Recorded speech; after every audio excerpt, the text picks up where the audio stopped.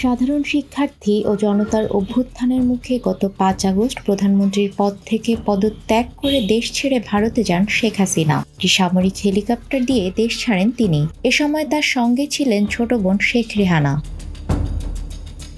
এদিকে আওয়ামী লীগ সভানেত্রীর ভারতে অবস্থান নিয়ে গত ২ মাসে দেশের নানা আলোচনা সমালোচনা হয়। গুঞ্জন ওঠে ভারতে নাকি স্থায়ী হবেন না তিনি।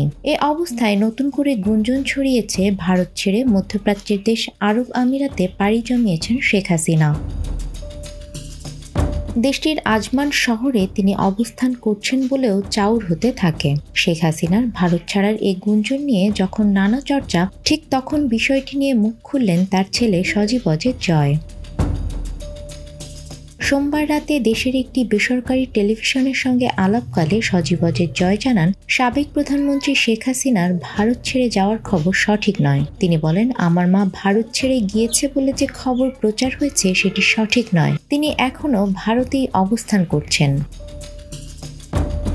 এর আগে গত ৪ অক্টোবর সজীব অজের জয় বলেন, সাবেক প্রধানমন্ত্রী শেখ হাসিনার ভারত ছাড়তে কোনো চাপ নেই। আর গত ৩ অক্টোবর জাতীয় সংসদ নির্বাচনে শেখ হাসিনার অংশ নেওয়া প্রসঙ্গে প্রভাবশালী মার্কিন সাময়িকী টাইমস ম্যাগাজিনের সঙ্গে কথা বলেন জয়।